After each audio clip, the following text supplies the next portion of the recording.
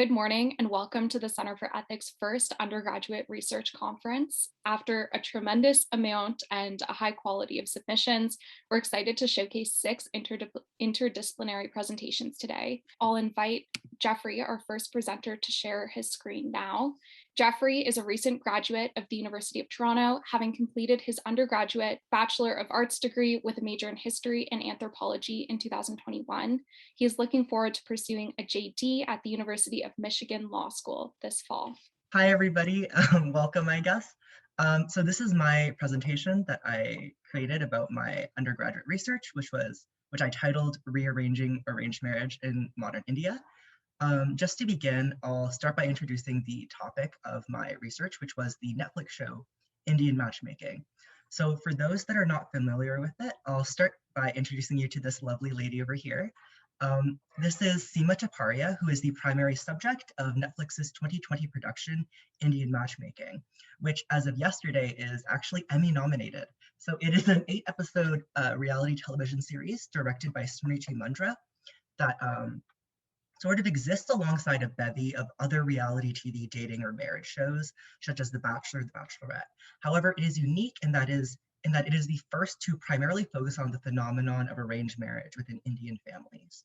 So while the production for the show takes place in both North America as well as India, the primary language is English and it has been distributed globally, rendering it widely accessible to audiences in the West who may be less familiar with arranged marriage as a cultural custom. In this way, Indian matchmaking draws upon and in some ways directly confronts Orientalist notions of arranged marriage, situating it within the presentation of a snazzy modern Netflix original series. So while I was first watching Indian Matchmaking, the overarching theme which I was confronted with was this kind of intersection and paradox between the way that it presented arranged marriage as both modern and traditional. So on one hand, Seema Taparia constantly emphasizes the more quote-unquote traditional aspects of arranged marriage. For instance, she embraces the framing of marriage as a union of kinship groups, as opposed to the more ostensibly modern Western concept of marriage as a union of individuals. For instance, at one point at the beginning of the series, Taparia states, "In India, we don't say arranged marriage. There's marriage and then there's love marriage." Taparia also employs traditional practices such as astrological prediction in the formulation of her couplings. However, on the other hand, Taparia is also very adamant that arranged marriage is a practice which has embraced the technological and social developments seen in both India as well as around the globe. The subject of Taparia's show include young, professional, independent women, and she emphasizes the importance of matches being slim, trim, and educated, a characteristic that she emphasizes constantly throughout the show. In addition, Taparia employs the veneer of scientific authority, constantly citing throughout the length of her series her ubiquitous yet always impenetrable biodata, which is a series of statistics and numbers that she never reveals, but allegedly that she uses to create her matches. So in researching this, I found this particular quote by Roshana Majumdar in his work, Marriage and Modernity, Family Values in Colonial Bengal to be especially edifying. He says that arranged marriage in modern India is a socio-cultural site marked by a series of tensions between competing ideas of the joint family and the individual autonomy, between questions of social status and considerations of romantic love, between civility and crass commodification, between liberal individualism and opposed notions of non-liberal attachment. So for my particular research, I chose to look at how Indian matchmaking presents the modern India subject as neither a bastion against the totalizing force of neoliberal globalization, nor supplanting of traditional cultural values in the wake of liberalization. Rather, I argue that Indian matchmaking underscores the reconfiguration, but crucially not the replacement of pre-existing cultural schema within a dynamic and emergent neoliberal reality. By doing so, Indian matchmaking elucidates the negotiation of the neoliberal subject's positionality within the overarching ethos of modern India, through reconfiguring the schema of arranged marriage within emergent neoliberal norms, within emergent liberal economic and social frameworks, attempting to refute the Orientalized vision of the monolithic third world woman and engaging with the construction of novel norms regarding the expectations of marriage within modern India. So Firstly, and I think it's important to contextualize why it is that arranged marriage is such a useful site of ethnographic research. So as sort of encapsulated by the quote that I have over here, marriage has long served as a mechanism of differentiation from the quote unquote modern West to differentiate itself from a supposedly culturally backwards Orient. In this way, the supposed modernization of marriage has traditionally been seen as a component of the project of neoliberal modernity in the East, with the proposed obsolescence of traditional marriage practices signifying the embracing of modern Western models of economic, social, and cultural structures. Yet, as illustrated in Indian Matchmaking, as well as other works such as Allendorf and Pandian's The Decline of Arranged Marriage, Marital Change and Continuity in India, this has not always been the case. In their work, they note that non-Western families have not uniformly converged toward the Western model, and the Western nuclear family itself has undergone substantial changes in recent years. Rather, the practice of arranged marriage is shifting rather than declining. Young people in India are increasingly active in choosing their own partners, and while the size of many of these changes is modest, arranged marriage is clearly not headed towards obsolescence as previous models of modernity may have proposed. So what does this have to do with the intersection of capitalism and the neoliberal economy? So in sort of analyzing this lens, I was really influenced by Bandari's 2020 work, Matchmaking in Middle Class India, Beyond Arranged and Love Marriage, wherein she states that the middle class population in India that grew up in the 1990s and thereafter, in the wake of new liberalization policies adopted by India, sort of oriented a new identity, which was encapsulated by an orientation towards the state that promoted the state's ethos of liberalization. Because of this, the middle class in India became driven by a primary ideology of consumption, one which replaced the previously held ideology of development. That is not to say that all middle class are increasing their consumption practices per se, but rather it is the appearance or association of consumerism that is now very much associated with being middle class. This is what she calls a hegemonic socio-cultural embodiment of India's turn to liberation. So similarly, in Kapoor's 2009 work, An Arranged Love Marriage, India's Neoliberal Turn and the Bollywood Wedding Culture Industry, she argues that this hyper-visible neoliberal economy has commodified what was previously part of an informal economy or familial ethic. So in this way, what we see encapsulated in Indian matchmaking is this kind of pseudo-scientific professionalization of previously familial or informal roles, such as matchmaking. One important example of this is Seema's embracing of pseudoscientific presentation. As I mentioned before, Seema often consults a litany of charts, which she terms biodata, which includes information such as age, height, occupation, and religion. And she argues that this is kind of the objective metric through which she creates her matches. It is completely immaterial in the end as to whether these practices are truly scientific. What is really significant here is that Seema is attempting to package these into marketable goods whose consumption can be justified by the modern, quote unquote, educated consumer, essentially making them scientific, whether or not they actually are.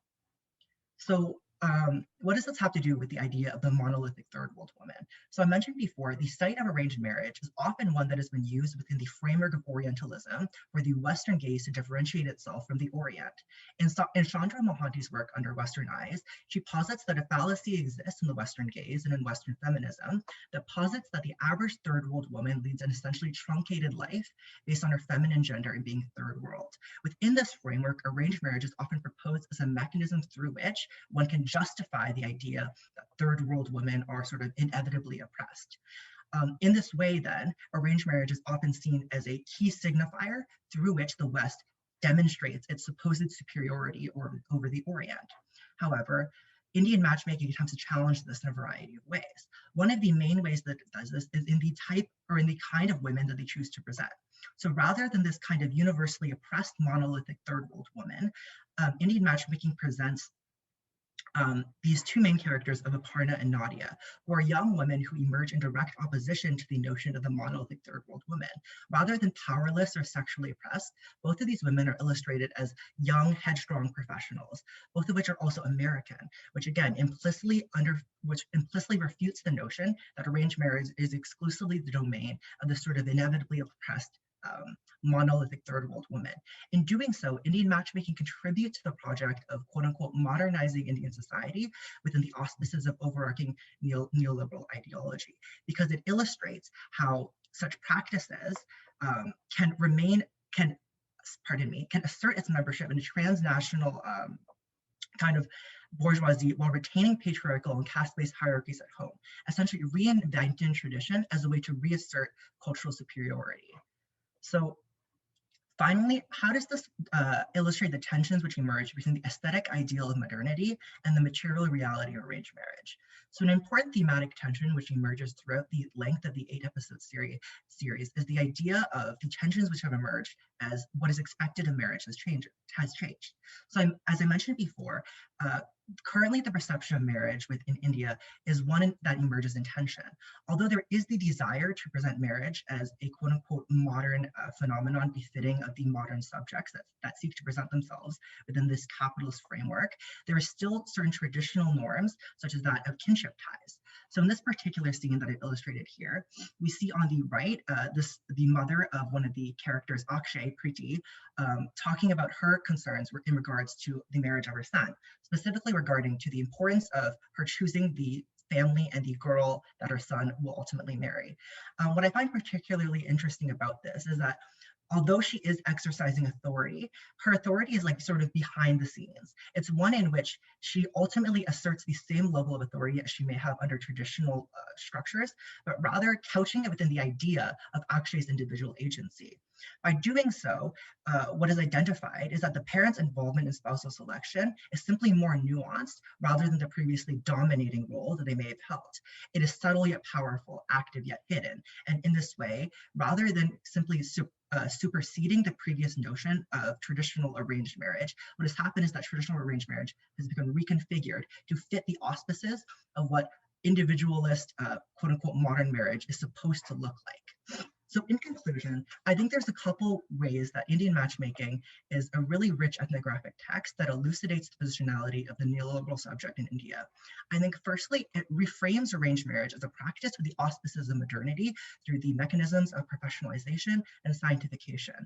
I think secondly, by refuting the Orientalist notion of the monolithic third world woman, it challenges the idea that arranged marriage is a component of inevitably backwards Orientalism. Rather, it proposes that the subjects of arranged marriage can fully be modern and fully exist in the framework of a capitalist world.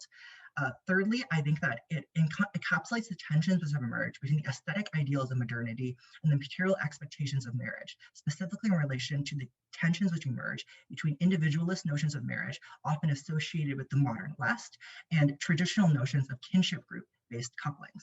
So in that way, I think that it serves as a really rich ethnographic text that allows us to interrogate the ways in which neoliberalism has reconfigured rather than replaced pre-existing phenomena in India. So thank you so much for listening to my presentation. Our next presentation will be by Bailey Irene Midori Hoy, who is a recent graduate of the University of Toronto, a fourth-generation Japanese Canadian. She developed an interest in her community's history while completing a history specialist. Hello, everyone. Like Amelia introduced me as, my name is Bailey, and I wrote this paper originally for the class Vic 444, Themes in Material Culture, and it's entitled My Family's Haunted Left Stairway, an Autoethnography on Trauma and Memory through the Lens of Haunting Studies, Japanese Folklore, and Material Culture. So really, this whole thing actually started off as a joke. One morning, my dad joked that he thought that a treasured family artifact was probably cursed.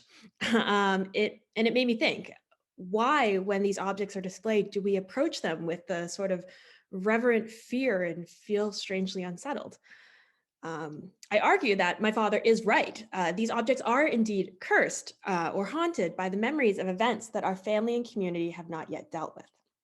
So for the purposes of this paper and this project, I examined familial objects using material culture and anthropological theories of objects as sites of post-traumatic memorial hauntings. These theories were placed within the greater concept of Japanese mythology and lore pertaining to ghosts and hauntings.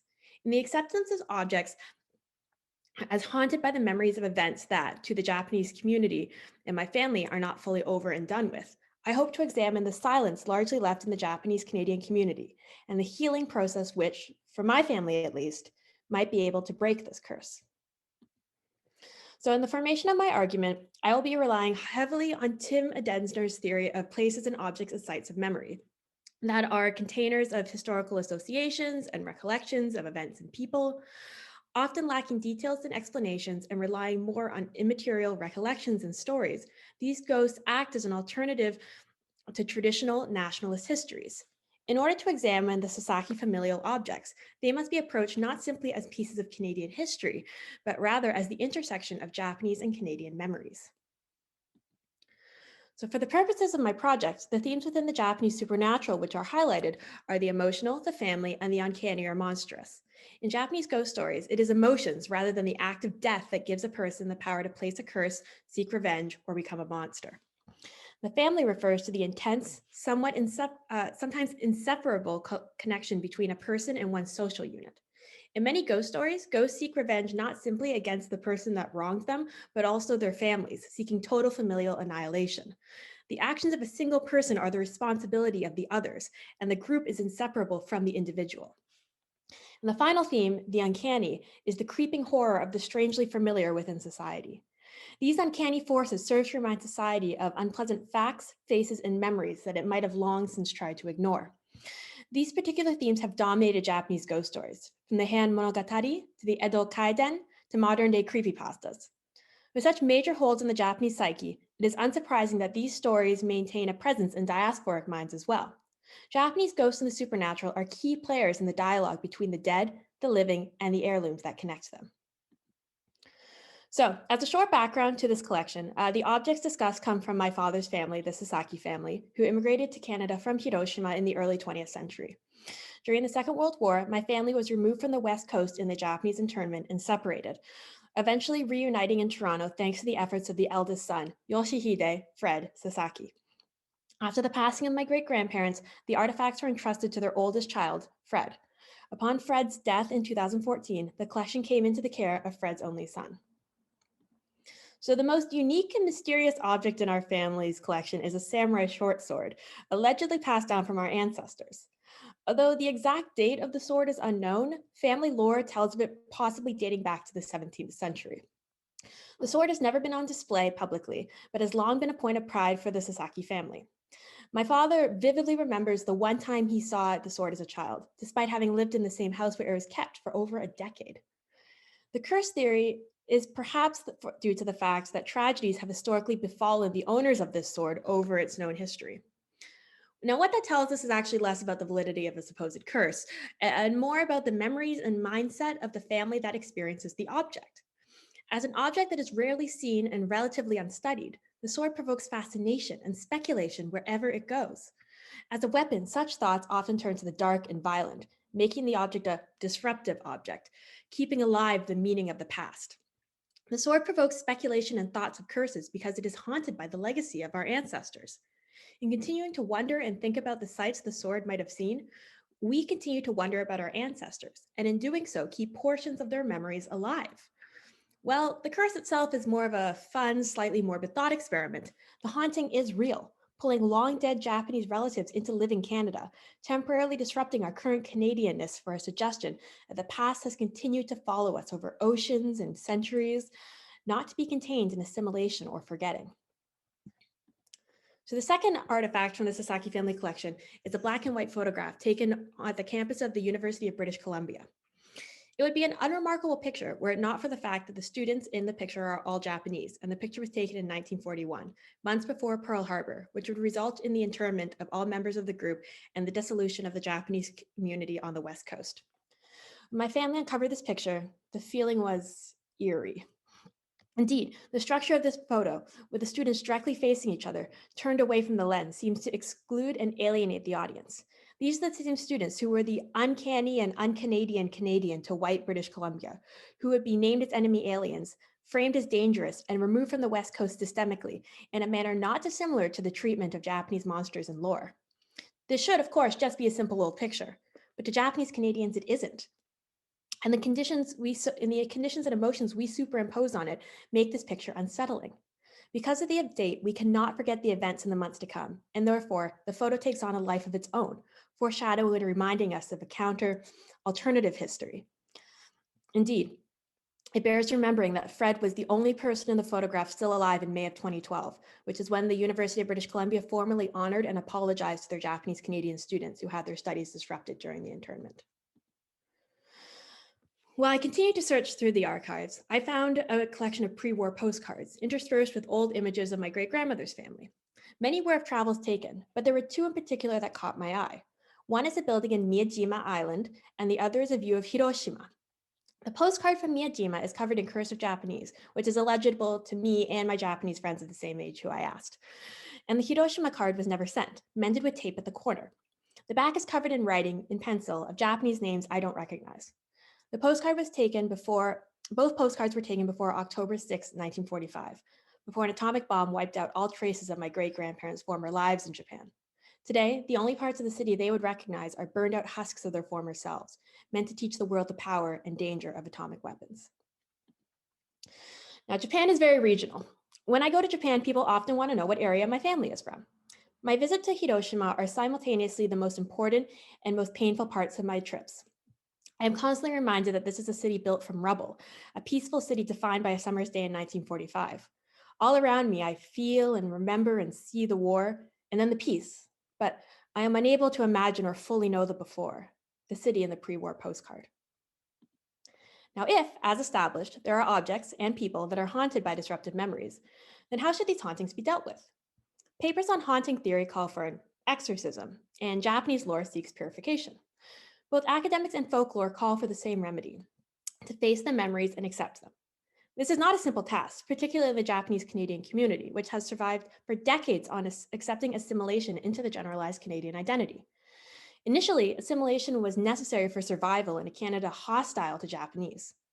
Then, it became safe, a significantly easier alternative than attempting to recoup elements of a painful culture that was rapidly being forgotten. The community forgets the pain in order to remember the positive memories. However, the intergenerational trauma and the memories that accompany it never truly leave, instead resurfacing in later life, sometimes in ghosts, like in my familial collection. Once a year, Japanese and Nikkei alike celebrate Obon, a summer festival devoted to dead ancestors who are believed to walk among the living during this time. Rather than fear the returning spirits, we celebrate them with food and dance, and we wish their spirits well. It is my hope that, by facing the emotions that haunt our memories, not as terrifying demons, but as memories of a past that existed, caused pain, and brought happiness, we can return agency of these objects to themselves. In Japan, the question often asked is not, am I seeing a ghost, but rather, why am I seeing a ghost?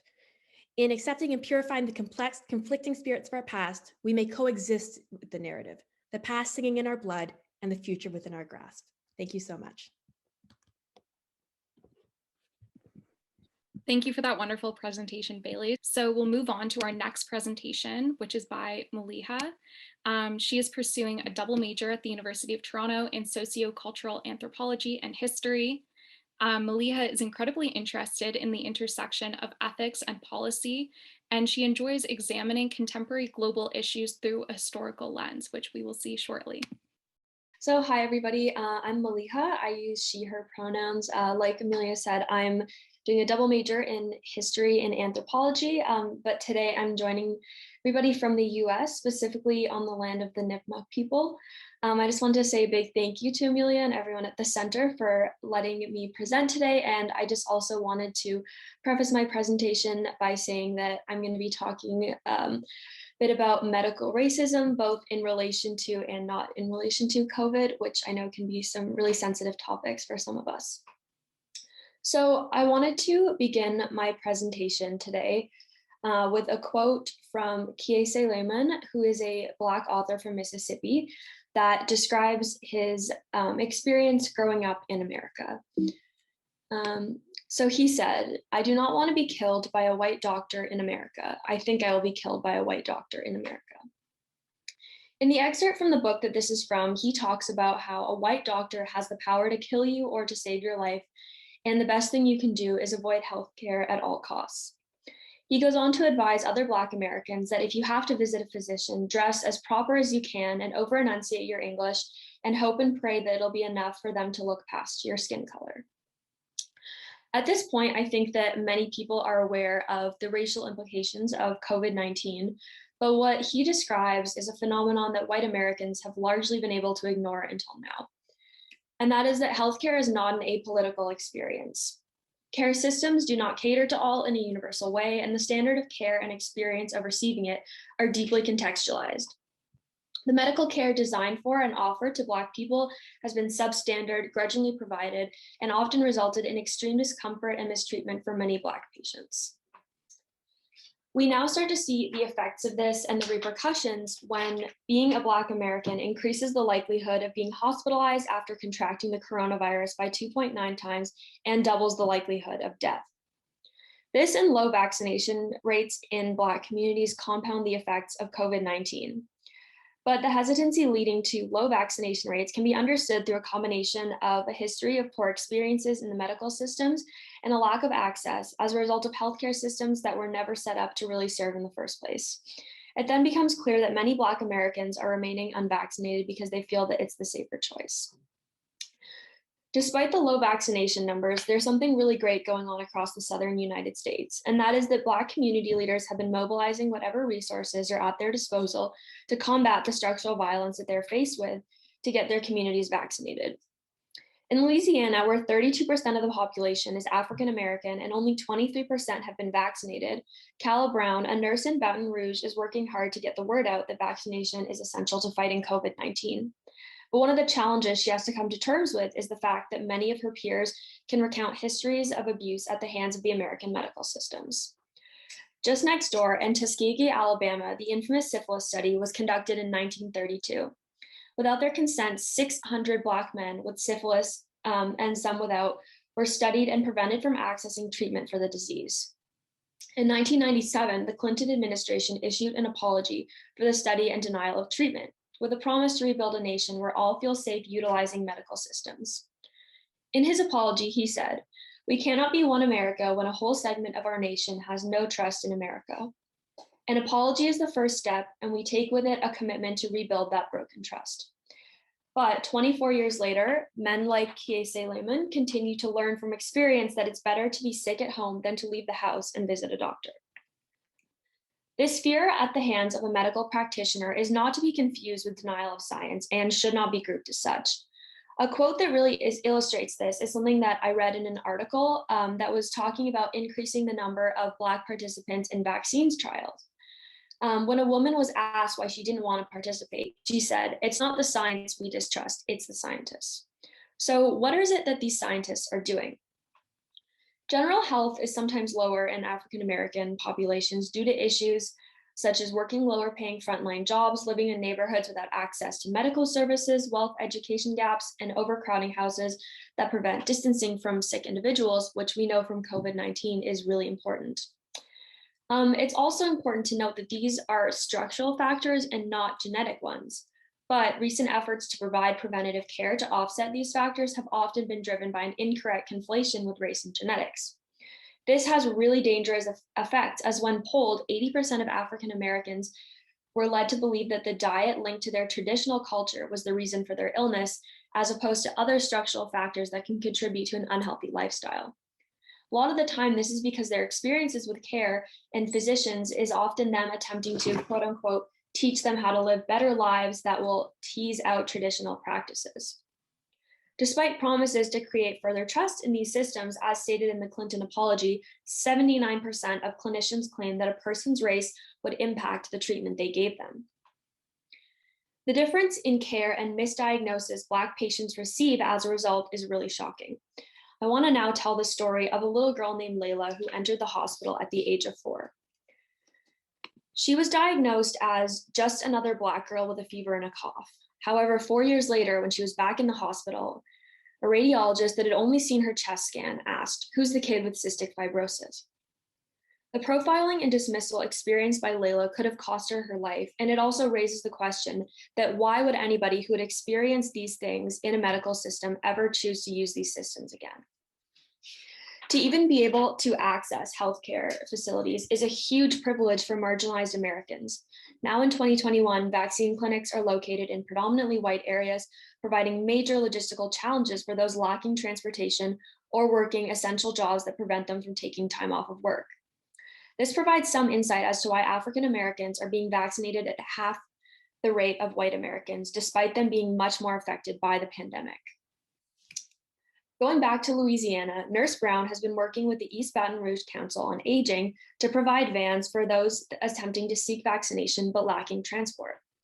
Although many different New York Times reports coming out of communities in Louisiana critique the location of clinics and need for cell phone or internet service to book an appointment, the Louisiana government has chosen a different approach to appeal to those who are not yet vaccinated.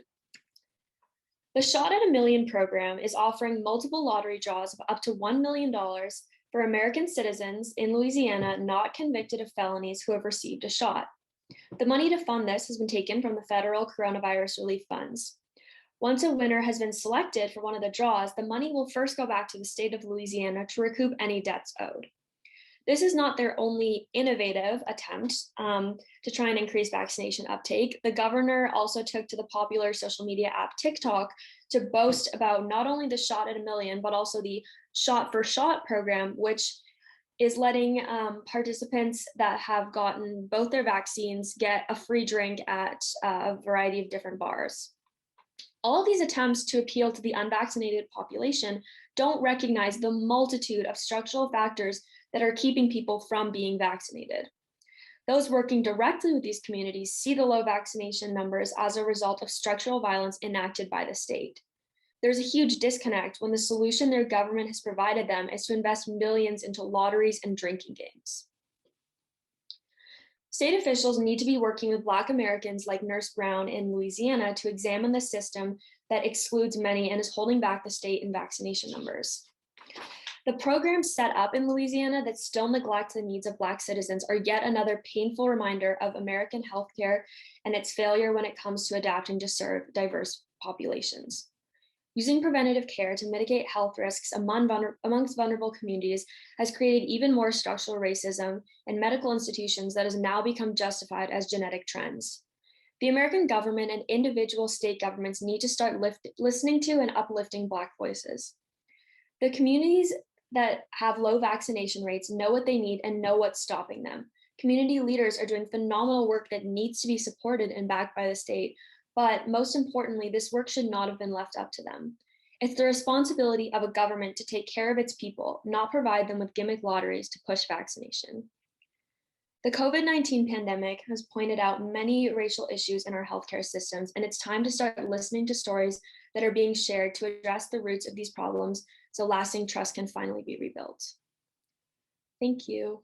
Our next presenter is Tsitsi, who is a recent graduate from the University of Toronto.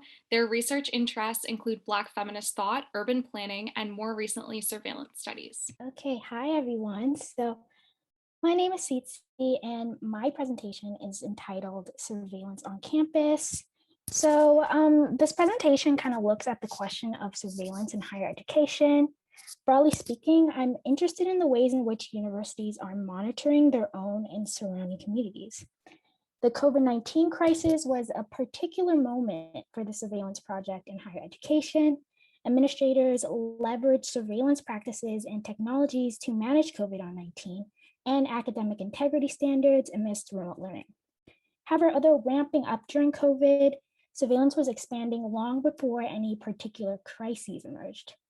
This said, I make the argument that the expansion of surveillance on campuses is not primarily for the benefit of students, faculty, and staff, but rather reflects neoliberalism's growing influence on academic spaces. This surveillance has consequences not only for those in higher education, threatening us all with new surveillance precedents that have inequitable outcomes. So I just want to start by expressing solidarity with the current censure against the University of Toronto. This presentation and conference does abide by censure rules, but it's important to express our solidarity. Academic freedoms are not something that are inherent, but have to be actively secured through solidarity, activism, and most importantly, demanding accountability from our administrators. So maybe we can discuss it a bit later, but just wanted to express my solidarity. So what's going on? Here are like a couple examples of the surveillance that are currently used on campuses. I like to think of them as like located in two general spheres. So you can think of like one category as general surveillance. So think of like campus police, CCTV cameras, or even things like drones, which are currently in use on many campuses. And then there's the second category of more performance surveillance, which focuses more on individual students.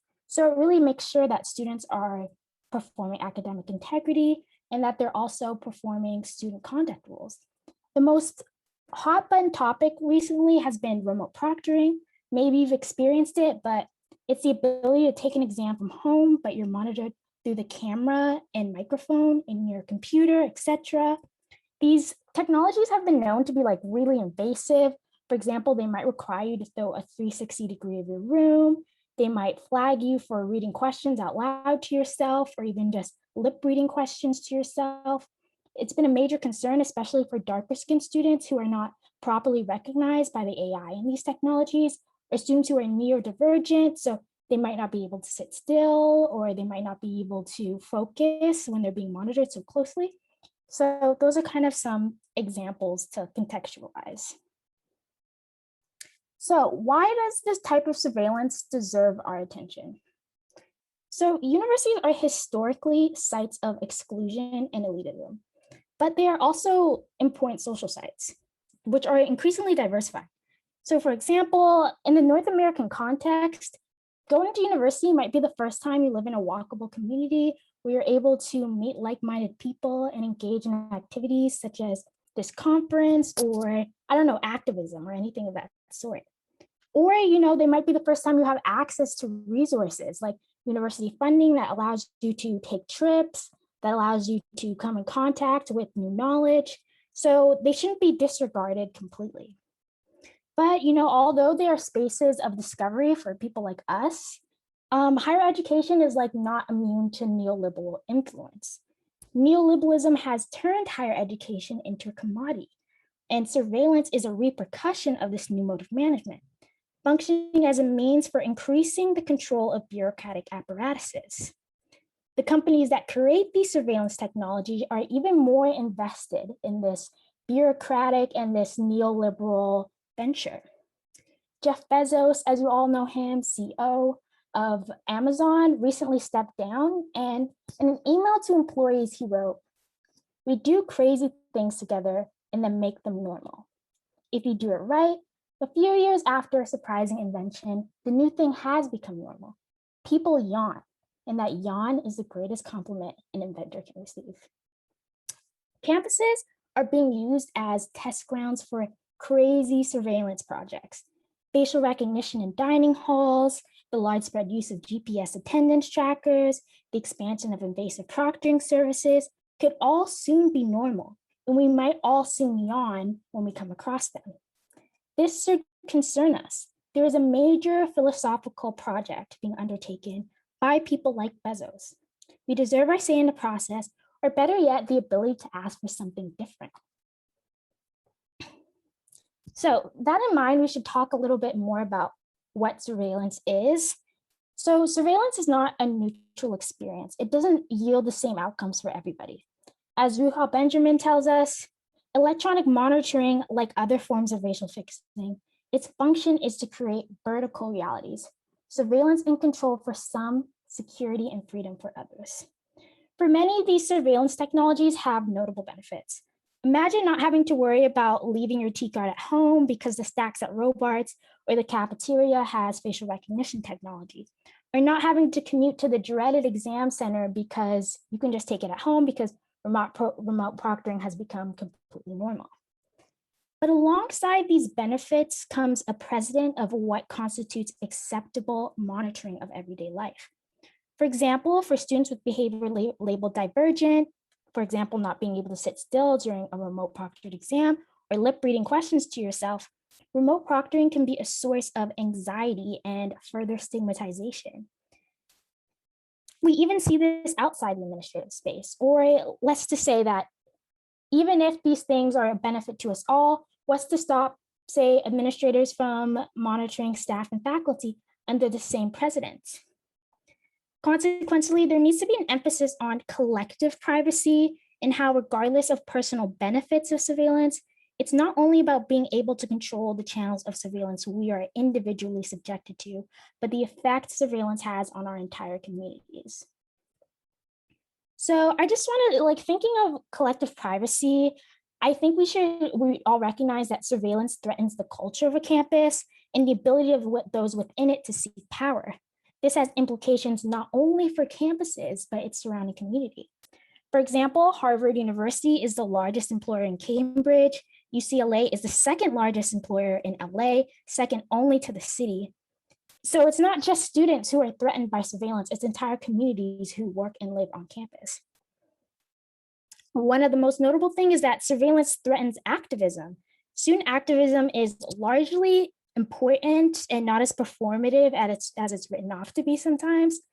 For example, in 2015, in response to administrative inaction regarding racism on campus at the University of Missouri, students, mainly Black students, launched a massive campaign calling for the system's president to resign. In solidarity with the student on hunger strike, Black football players boycotted games and practices until the system president did resign. It took not only 2 days after the Black football students started their strike that he resigned. This is largely due to the fact that if the University of Missouri did not play their next game, the university would have owed a $1 million penalty fee.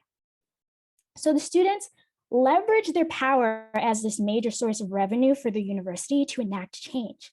It's easy to imagine how the hyper-surveillance of student athletes would compromise this power. So even if I, an unathletic student who has no investment in my university sports program, who can't tell the difference between March Madness, is it about football, is it about basketball, who knows, I should still be invested in the surveillance of student athletes. For example, the app Spotter U was developed by a member of the Missouri U sports coaching staff, and it was being used to track whether student athletes were attending class or not. Moreover, we should be worried about the efficiency surveillance gives administrators. If administrators are easily able to tell who was and who was not in class, imagine what that means for identifying students who, for example, attended a protest. And if you heighten the risk associated with a protest, how that stops students from engaging in activism. But students, being as smart as they are already way ahead of the curve and have already developed kind of this abolitionist movement for surveillance on their campuses. For example, in 2020, UCLA announced plans to launch facial recognition on campus, and students quickly shut that down, mobilizing with groups such as Fight for the Future to have the plans canceled, which the university did do. Students have been actively campaigning for the removal of remote proctoring on their campuses, students calling for alternative education, such as take-home exams, group projects, etc. And these campaigns are expanding to include things just beyond surveillance. Students are calling for greater funding for their programs. They're calling for greater job security for graduate students. They're calling for greater support for campus unions, for staff and faculty. This is really important to see, and it's kind of amazing how quickly abolition has become part of the movement. Students are not just calling for better surveillance, they're calling for no surveillance. We see how this stems from an influence of police and prison abolitionist movements. And it's going to be exciting to see what other demands this movement comes to include. But thank you for your time. That was my presentation.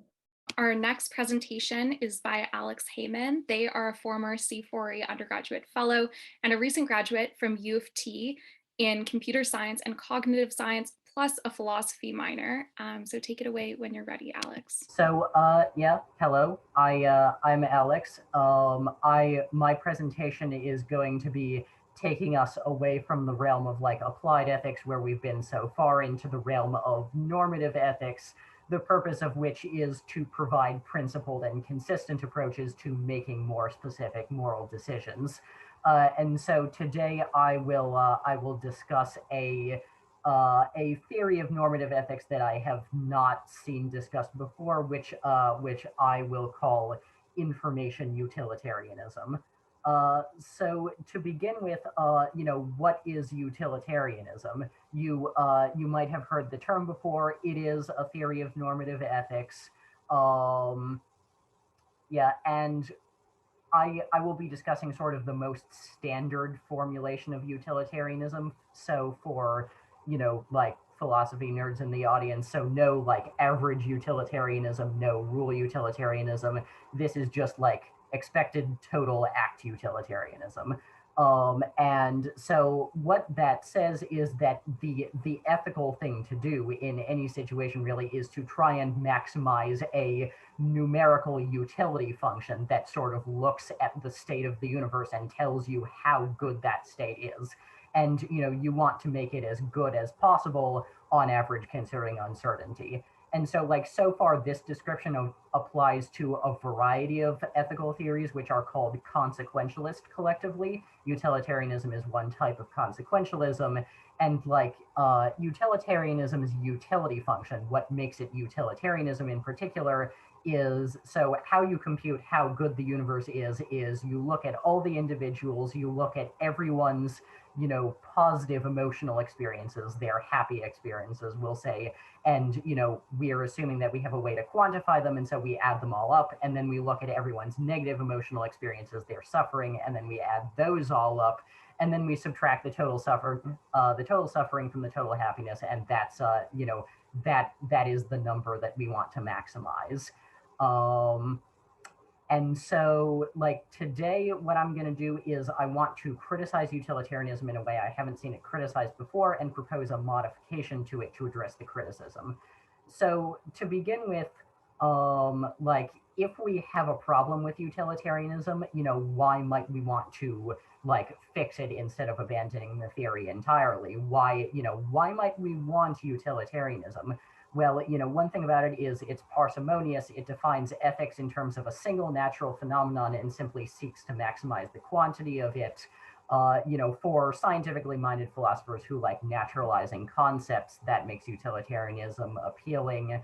You could call it the scientist's ethics if you like. And it's also, comparatively a pretty close approach to justifying the concept of objective morality. Utilitarianism is precise and it has advice for every situation, past, present, and future, because it just applies this single maximization scheme, this one principle to everything. And of course, it does depend on our ability, the ability of cognitive scientists, neuroscientists, psychologists to quantify happiness and stuff. But, I have to admit, I'm more confident about our ability to quantify emotional experience than, let's say, quantifying duty or courage, which other normative ethical systems might rely on. One thing about utilitarianism is that it's arguably, I think we here are mostly left-leaning politically, and utilitarianism aligns well with that. You've got utilitarians like John Stuart Mill and Peter Singer who have been advocates for liberal or leftist political causes in the past. Recognizing the fact that you get diminishing returns on happiness as you give people more material resources. Utilitarianism tends to promote wealth equality.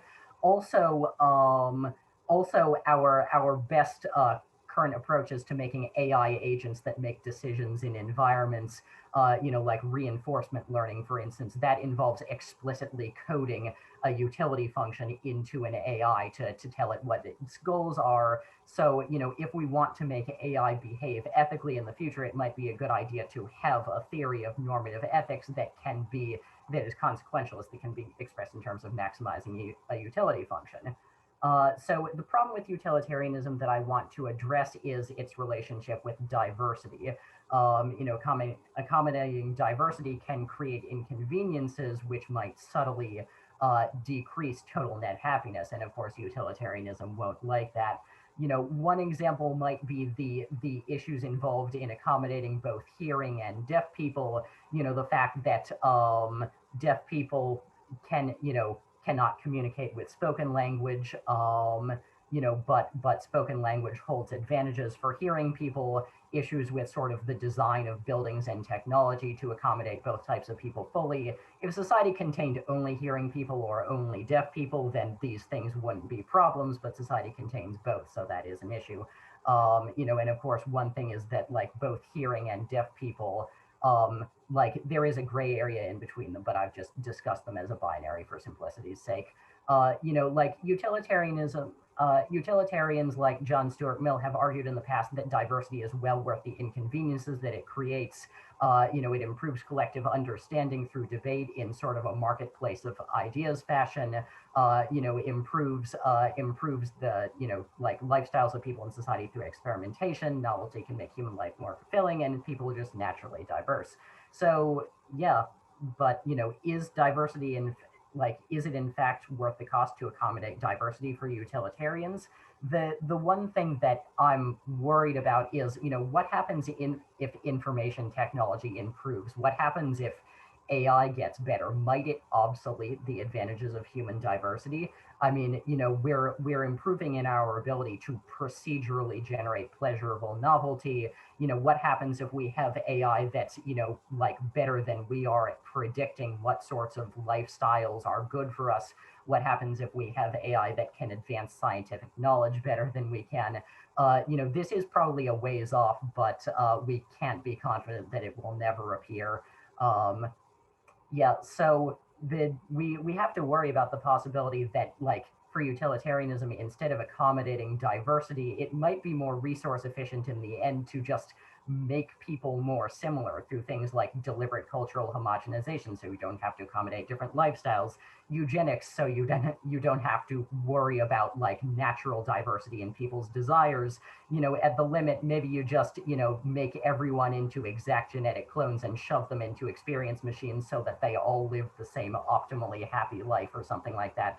That's something that a rogue super intelligent AI might do if it's too much of a utilitarian, right? So how do we stop utilitarianism from doing this sort of thing? Yeah, this seems pretty contrary to our values. Well, it would be great if we could place value on diversity of experience as well as happiness of people's experience. But, just saying, oh, well, happiness is good, but diversity is good too. Well, okay, how do you weigh those things against each other? That threatens the advantages of like parsimony and precision that utilitarianism has. So how do we justify this while preserving utilitarianism's virtues? So first I want to discuss like this is what the theory information utilitarianism is for, and to explain it, I first want to explain something called functionalism.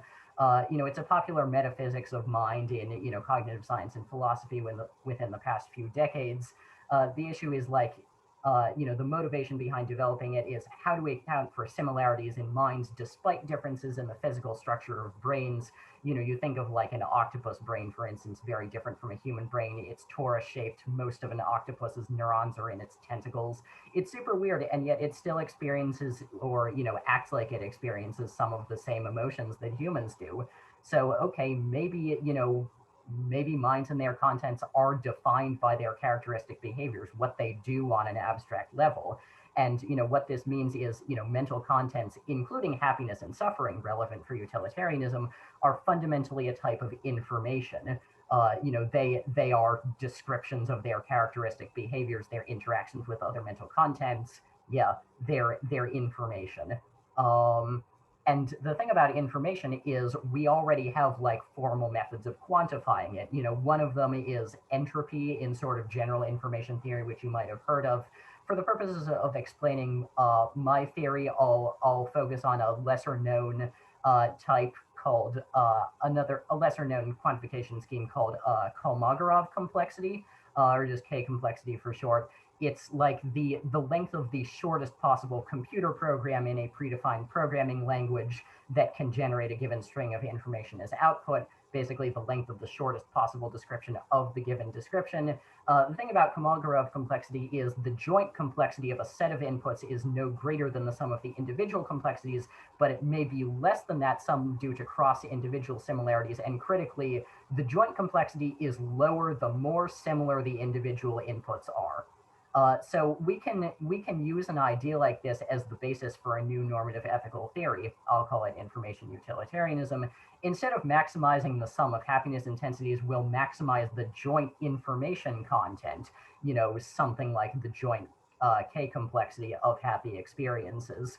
how exactly we deal with suffering in this model, not immediately intuitive to me. Maybe what we do is we just, calculate the joint information content of the happy experiences and the joint information content of the suffering experiences and just subtract the latter from the former.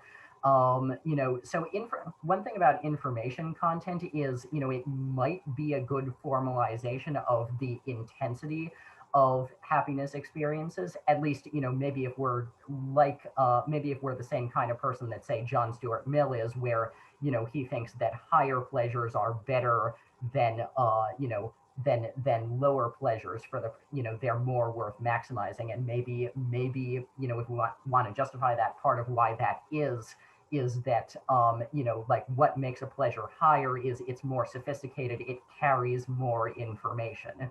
So it kind of looks like we can keep utilitarianism's virtues and place intrinsic value on diversity at the same time. We're still just maximizing one single utility function. We have one principle, it's just a different principle. So what are the implications of this? So obviously we still want to increase happiness and reduce suffering. I mean, I think a lot of people here are already fans of ideas like preserving and encourage cultural diversity as well as like biodiversity, and this could provide a justification for that, because like diversity in this model is it's a good thing, because it makes it so that the happy experiences that different individuals experience are less similar to one another, and in that regard worth more. I certainly hope it's the case that a powerful information utilitarian agent like a super intelligent AI would probably not destroy perfectly good species or societies like, say, ours for being individually suboptimal, and would probably even create more to add to the diversity. So, I like the idea of let's all share the universe, to the extent that we can without getting people hurt too much. It might still be the case that, there are improvements within our societies, or, in terms of communication between our societies, relations between our societies, that could stand to be improved, and information utilitarianism would like us to do that too. Of course, there are also some potential downsides of information utilitarianism as compared to standard utilitarianism. It relies on functionalism, while standard utilitarianism does not. Joint information content is harder to compute than a simple sum of happiness intensities, although in practice you'll want to develop a lot of heuristics to make decisions. The homogeneity penalty, we care less about more similar experiences. In the formalization I presented, that seemingly applies to the badness of suffering as well as the goodness of happiness, and you might sort of attack that with intuition-based thought experiments, like if I'm torturing both you and another person, then should it make you feel any better to hear that the other person is being tortured in a very similar way to you? And of course, information utilitarianism has not been explored and debated thoroughly like standard utilitarianism has, at least not yet. Whether or not it's worth it to get on that, I guess I will leave that decision up to the philosophical community. And here are my references. And that is my presentation. Thank you so much, Alex. So now we'll move on to Ariel's presentation. Ariel is currently in her final year of her undergraduate degree, double majoring in philosophy and cognitive science. Her research interests are in the phenomenology of religious experience and ethical debates in the philosophy of the mind. So today I'll present a criticism, of Karl Marx's essay on the Jewish question by invoking the perspective of Martin Buber. Buber is a Jewish philosopher and theologian who offers an alternative perspective of what constitutes Jewish liberty. My criticism of Marx is that his vision of Jewish emancipation is limited by the preclusion of Jewish existentialist thought. By Jewish existentialism, I'm simply referring to the freedom to self-identify with one's Jewish heritage and community. I argue that Marx does not allow for this possibility because he thinks that religious freedoms are superfluous and emancipation involves overcoming the contradiction between the particularity of the individual and the unity of the state.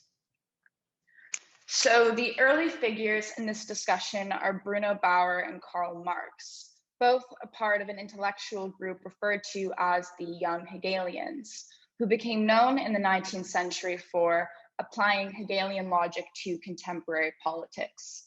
Through the lens of Hegelian dialectics, they interpreted religion and politics as shaped by a co-determinate relationship between the unity of the state and individual citizens. For these thinkers, the Jewish question was a matter of how newly emerging liberal governments ought to include Jewish people in a predominantly Christian society. For centuries, Jewish communities in Europe were excluded from the Christian hegemony and suffered from anti-Semitism. The Young Hegelian solution to Jewish exclusion was nonpartisan inclusion, as in all citizens are treated equal in the eyes of the state. However, this endowment of universal rights would come at the expense of religious communities losing their distinct political identity. Essentially, they believed that if all religious groups were no longer distinguished by their religious affiliation, society will overcome the problem of religious discrimination. Marx agreed with Bruno Bauer that religious inequality was inextricably bound to the existence of religious privilege in the state government. However, Marx believed that Bauer's secular solution failed to reach the heart of the problem. Marx was especially skeptical of how secularism was unfolding in the United States.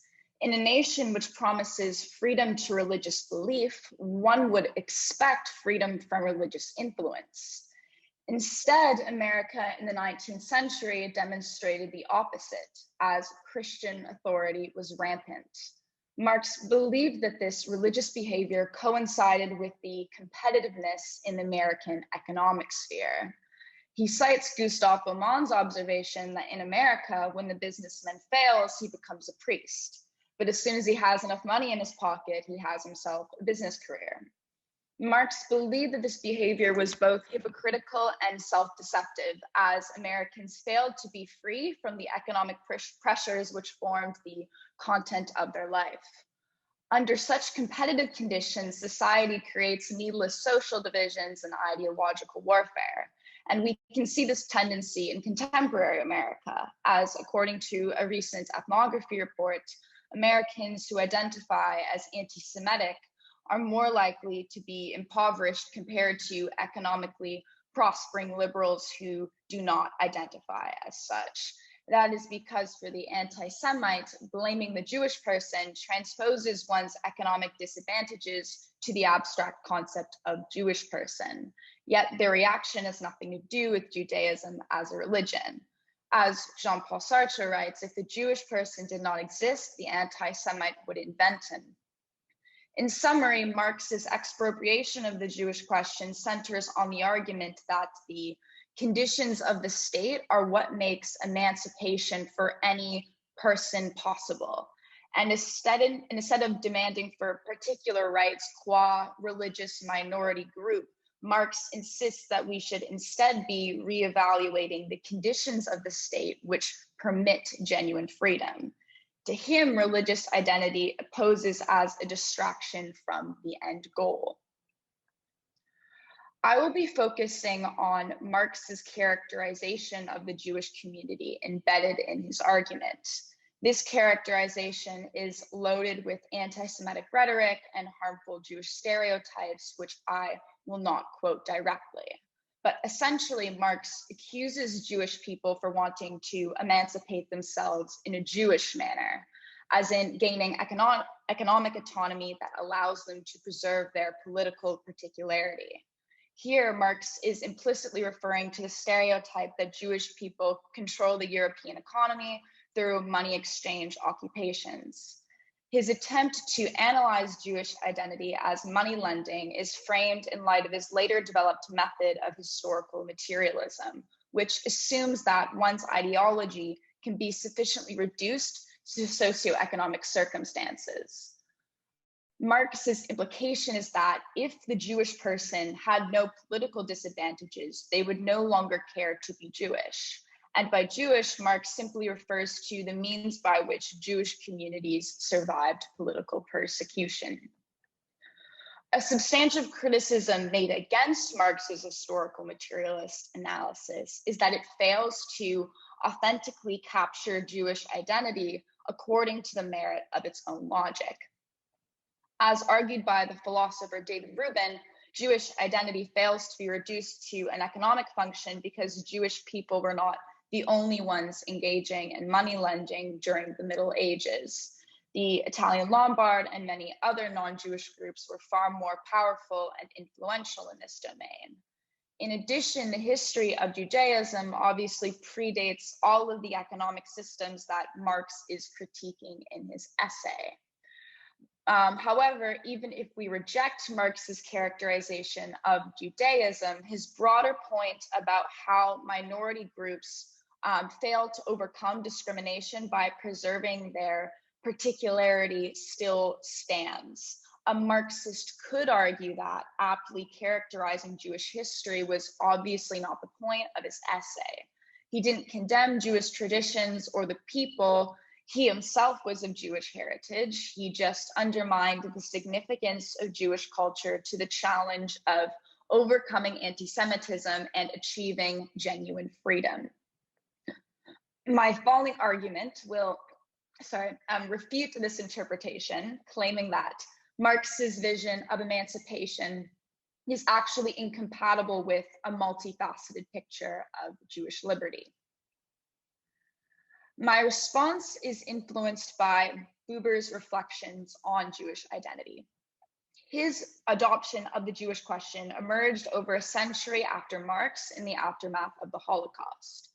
This marked the transmutation of the young Hegelians' explorative Jewish question to Hitler's final solution. In spite of this connotation, Buber reclaimed the Jewish question as a symbol of the individual Jewish person's subjective overcoming of the atrocities afflicted upon their people. Whereas Marx highlights the contradiction between the Jewish person's particularity in the eyes of the state, Buber's personal Jewish question emphasizes the internal contradiction that fuels the freedom for subjective self-identification. On one dimension, Jewish identity is constituted by a passive force involving accepting and living according to the 2 millennium-old Jewish laws. On the second, the Jewish person contains a creative force that enables her to self-determine her relationship to Judaism within her current social context. What is integral to Buber is the personal aspect of the question, which vindicates the autonomy of the subject rather than perceiving their ideology as merely a consequence of their circumstances. It is important to note that Buber does not naively depict the social integration of the multifaceted Western European Jewish citizen as a straightforward project. Buber implicitly addresses Marx's concern that the Jewish person is torn by a contradiction in her dual identity. The difference is that Buber embraces this tension between the individual and the hegemony as he believed it was inherent to the struggle for authentic self-understanding. The argument in my paper is essentially that when the Jewish person is encouraged to overcome her religious identity, an identity whose legitimacy has been questioned for centuries, she forfeits the irreplaceable liberty to actualize herself based on how she understands herself to be. Thus, Jewish existentialism complicates Marx's notion for what it means for a Jewish person to become emancipated. Marx perceives that Jewish people are fundamentally oppressed in all the relevant ways so long as they stand in opposition to the unity of the state. That is because Marx narrows in on the historical materialist dimension of human identity, whereas Buber grasps the whole of the picture. Beyond fulfilling economic goals and attaining political rights, individuals have the innate desire to self-identify with a higher order purpose. And historical materialism may allow us to discover how one's interpretation of life's meaning is contingent upon their historical circumstances, but we have no reason to believe that we shall or can forego that higher order need entirely. Therefore, I do not think that we should subscribe to Marxist visions that religious identity can be reduced and overcome by reconfiguring the conditions of the state. And attempting to do so actually limits many dimensions of human freedom.